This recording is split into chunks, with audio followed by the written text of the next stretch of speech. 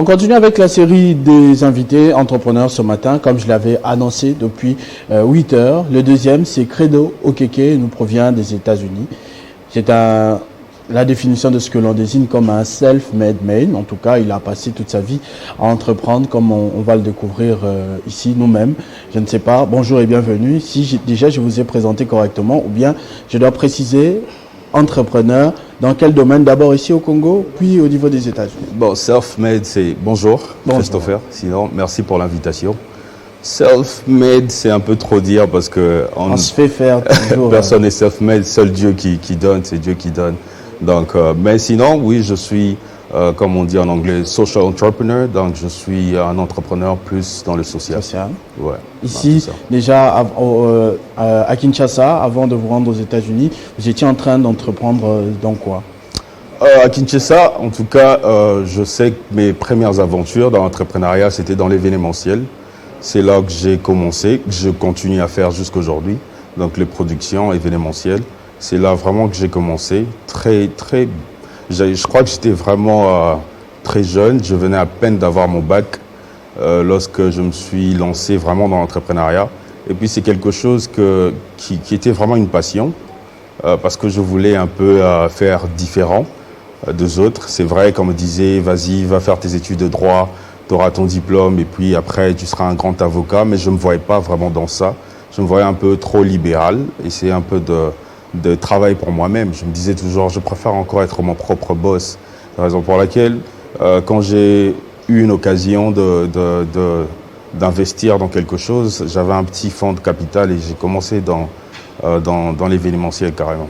Est-ce qu'il y a une raison en particulier qui t'a poussé à le faire pour toi-même plutôt que de suivre les schémas normaux, comme tu as dit, bac, fac, après essayer de décrocher l'emploi? Est-ce qu'il y a quelque chose en particulier qui t'a poussé à briser ces schémas-là et à te lancer dans cette voie que tu as choisie? Bon, je dirais pas qu'il y a quelque chose en particulier. Je dirais peut-être c'est que je suis quelqu'un qui aime toujours faire différent des autres, donc qui aime toujours se démarquer. Pourquoi? Parce que la plupart du temps, on suit les systèmes dans la communauté où on vit ou dans la société. La société nous dicte qu'est-ce qu'on doit faire et la société, la plupart du temps, régularise en fait nos choix, nos décisions. Donc, des fois, on est compromis à prendre des choix ou des fois, on est buté à un choix. Raison pour laquelle, bon, je ne voulais pas suivre ces systèmes. Je me suis dit, OK, au lieu de suivre le système que tout le monde va ou suivre le chemin que tout le monde emprunte, je préférais moi-même avoir ma marque déposée. Donc, frayer mon propre chemin et sur ce chemin-là, peut-être impacter aussi les autres. Alors, vous avez commencé à monter votre boîte ici, votre nom, votre petite renommée, votre business, vos affaires, puis direction États-Unis d'Amérique où, Dieu merci, enfin heureusement, vous avez continué à entreprendre. La décision de changer de pays, est-ce que ça avait aussi quelque chose à voir avec votre ambition d'entreprendre? C'était peut-être pas favorable ici, mieux favorable là-bas ou quoi que ce soit? Je pense que oui, exactement. Je dirais que je voulais vraiment aller découvrir un peu plus dans d'autres pays extérieurs. Et le choix des États-Unis, je voulais, c'était vraiment un choix que je voulais aller vraiment aux États-Unis. Pourquoi? Parce que la plupart de grands entrepreneurs, on les retrouve aux États-Unis. Et c'est là m'a intrigué, en fait, c'est là m'a poussé à l'esprit de recherche un peu. Je voulais un peu savoir qu'est-ce qui fait que ces gens-là, ils sont différents, ou ils arrivent à réfléchir différemment, où ils arrivent à créer, à résoudre des problèmes de la société. C'est la raison pour laquelle, bon, Dieu m'a fait grâce quand je suis allé aux États-Unis. Et je passais plus mon temps à étudier l'entrepreneuriat, la gestion des entreprises, les finances. Donc, j'ai passé tout mon temps dans ça et essayer un peu de me spécialiser. Et aussi, j'ai eu à passer beaucoup de temps à suivre aussi d'autres entrepreneurs américains qui m'ont inspiré aussi dans beaucoup de choses. Donc, je dirais que aller aux États-Unis m'a vraiment beaucoup apporté dans ma carrière entrepreneuriale. Alors, s'il faut un tout petit peu comparer, parce que voilà, on vous présentez comme un entrepreneur social, si l'on doit comparer l'impact de l'entrepreneuriat social ici en République démocratique du Congo et aux États-Unis, parce que vous avez eu la chance de vivre les réalités dans les deux pays, quel point essentiel pouvez-vous ressortir des deux côtés? Je dirais aux États-Unis, je dirais peut-être que l'impact elle est un peu plus grand, l'impact est un peu plus grand au niveau où les entrepreneurs, surtout américains, ils sont vraiment soutenus.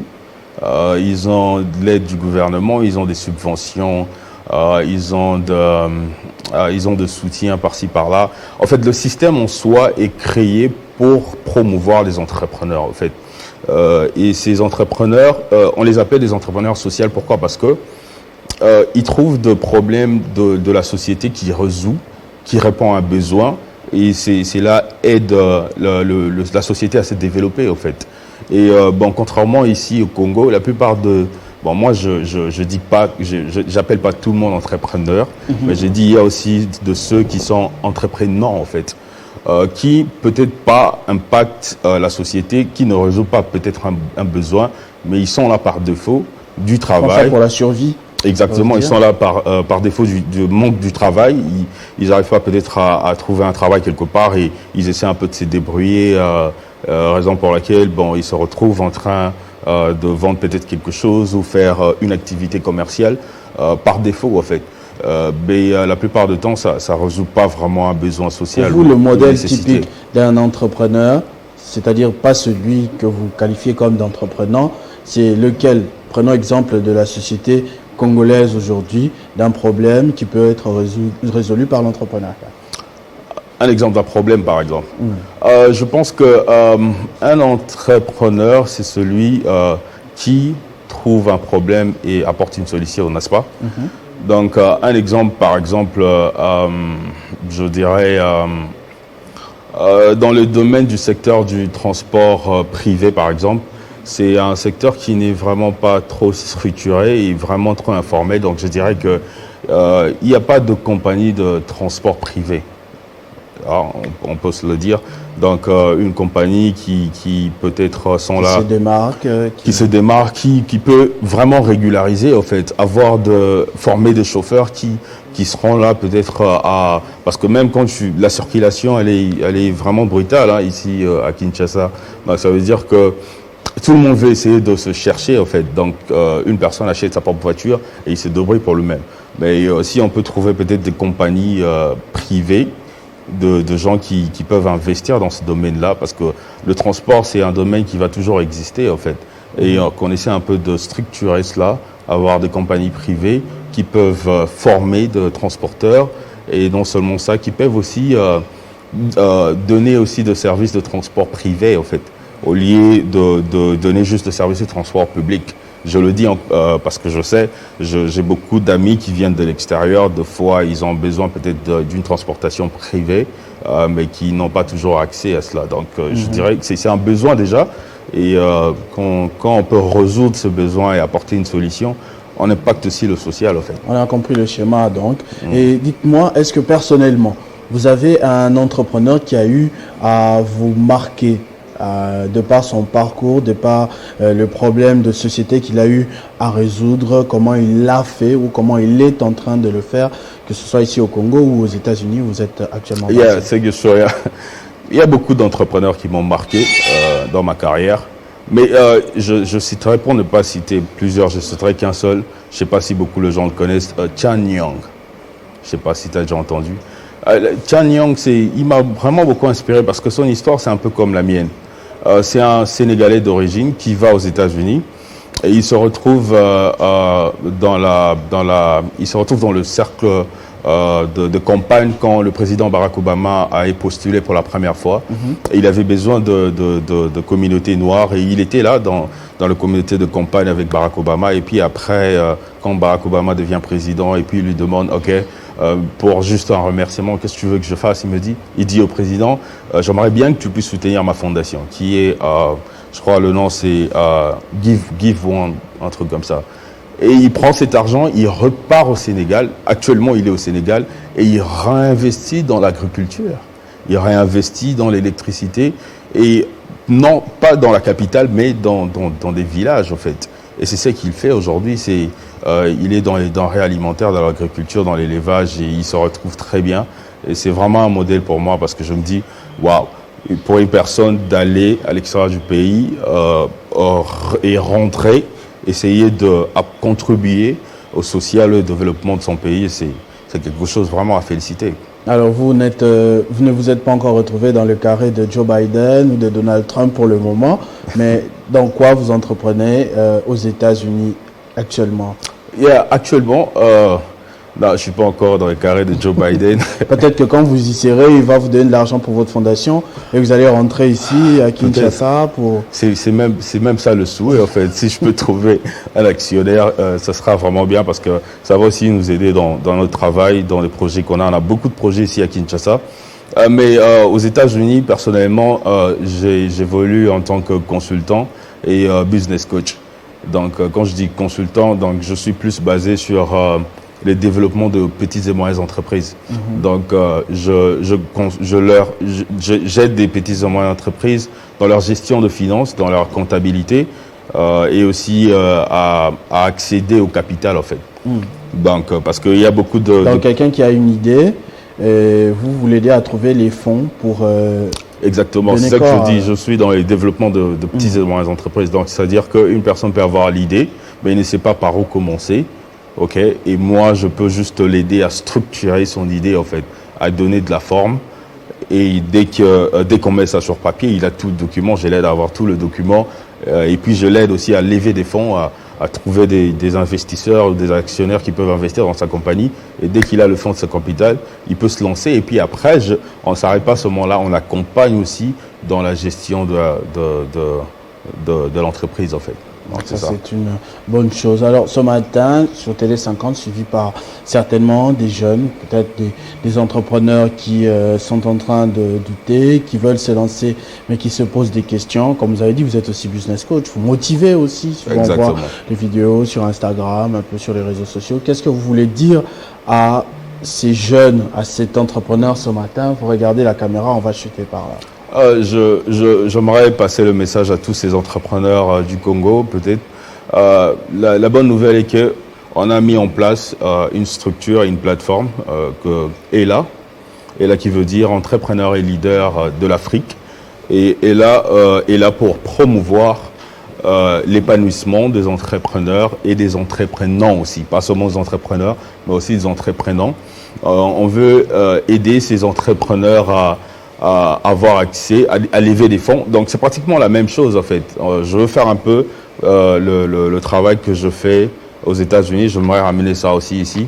Donc voilà, n'hésitez pas, on est là pour vous aider à avoir accès au capital, à être coaché, à avoir le mentorship, le coaching. Donc on a même une formation bientôt là, je crois le 25 ou le 26, mais ça sera plus communiqué sur les réseaux sociaux. On aura une formation ici à Kinshasa bientôt. Et pour ceux qui me suivent, ils peuvent toujours me suivre sur Instagram, Chifokeke, et puis sur TikTok aussi. Donc voilà, donc on est là vraiment pour encadrer les entrepreneurs à s'épanouir et voilà, à évoluer, à faire plus. Tout à fait. Alors, avant de vous laisser partir, il y a juste une parenthèse, une question un peu dans l'hiver, hors entrepreneuriat, parce qu'il y a une vidéo choc. Vous venez des États-Unis, je peux pas quand même ne pas avoir une nouvelle de vous en ce qui concerne ce sujet-là. Ça se passe dans le Michigan. Je crois que vous êtes à Dallas. Oui, je suis à Dallas. Il y a un jeune, Patrick Lieuat, qui a été assassiné par un policier il y a aujourd'hui 11 jours. La vidéo est apparue il y a quelques heures et ça crée un tout petit peu la polémique, beaucoup d'émotions, beaucoup de panique dans la population. Comment vous, personnellement, vous vivez cette situation là-bas sur place? Parce que vous aurez à élever des enfants aux États-Unis. Voilà, c'est justement un extrait là. Vous aurez à élever des enfants aux États-Unis. Vous vivez au quotidien aux États-Unis. Si vous pouvez nous raconter un tout petit peu cette partie de cette réalité américaine. Bon, je pense que c'est une triste réalité peut-être, mais c'est commun. C'est pas la première fois que ça se passe. La dernière fois même, il y avait de manifestations sur la rue. parce qu'il y avait un Nord-Américain qui a été aussi pratiquement agressé par des policiers blancs. Moi, je pense que c'est juste, bon, deux fois, je dirais que il y a de policiers peut-être qui sont peut-être des Noirs qui sont victimes de racisme aussi.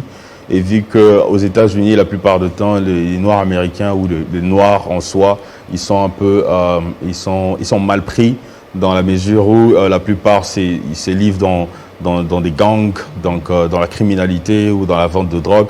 Et la plupart des policiers, ils se méfient de ce genre de personnes. Donc c'est pas seulement c'est pour tout le monde, même pour mes propres enfants, comme vous avez dit. Donc c'est ça le danger. Et je pense que la solution à cela, c'est l'éducation et puis la fréquentation, l'environnement en fait. Est-ce que ça ne vous fait pas peur? Est-ce que vous pensez que les policiers, notamment blancs qu'on est en train de voir en ce moment, ils sont en train d'agir en légitime défense ou il y a une petite dose d'exagération dans leur manière de faire, que bon voilà, quand je m'adresse à un noir, c'est un animal, je dois y aller différemment. Parce qu'on a cité tout à l'heure des cas des blancs armés que les forces de l'ordre arrivent à conscientiser qu'un blanc qui vient de tuer 2-3 enfants au collège, mais un officier vient, il parle avec lui, non, s'il vous plaît, calmez-vous, mettez-vous à côté, on lui donne même de l'eau, on lui donne du pain, et tout cela, on le désarme sans le tuer. Mais quelqu'un désarmé qui est en train de courir comme ça, main vide, il met même pas ses mains dans la poche pour sortir quoi, on le voit en train de courir, les mains en l'air, et on arrive à le tuer alors qu'il est déjà neutralisé comme ça. Christopher, je dirais que c'est une triste réalité. Et puis, bon, en tant que Noir qui vit aux États-Unis, on est vraiment deux fois victime de la discrimination, pour ne pas dire le racisme. Parce que la même histoire t'a donné même l'exemple. Si c'était le contraire, je pense pas que si c'était un homme noir et que c'était un policier noir, un homme blanc qui était agressé par un policier noir, je pense que ça allait faire vraiment objet de critiques et tout. C'est un peu ça, le média nous vend mal. Donc quand il s'agit d'un noir, bon, on essaye de normaliser, de dire que bon, le noir, ils sont la plupart du temps criminels et tout, mais c'est pas tout le noir qui sont criminels. Et c'est ça que je dis, on est juste victime de fois de racisme et puis de discrimination. Donc on vit avec, mais sinon je sais qu'il y a beaucoup d'organismes internationaux qui essayent de lutter contre cela. Et à la longue, je sais que ça ira de mieux en mieux en tout cas. Merci pour cet avis, pour ce témoignage, en tout cas en ce qui concerne ce sujet, mais aussi pour l'entrepreneuriat, comme vous l'aviez fait tout à l'heure. Merci beaucoup, Credo Okeke, d'être intervenu dans ce numéro de 50 Bonjour. Je rappelle que vous êtes entrepreneur social. Merci beaucoup, Christopher. On va terminer avec le président de la fondation FBN, qui est aussi un entrepreneur, Bonheur Ngoma, quelqu'un qui se bat beaucoup pour Tchela, son Tchela qu'il aime beaucoup. Il va venir nous donner des nouvelles de cette région encore ce matin dans 50 Bonjour.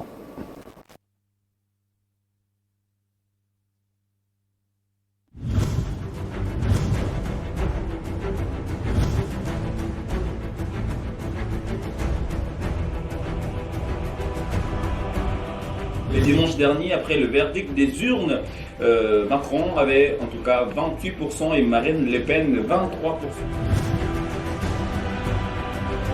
Vous aurez des informations, vous aurez de l'animation, vous aurez des débats, des contradictoires, chaque jour, à chaque heure, à tout instant.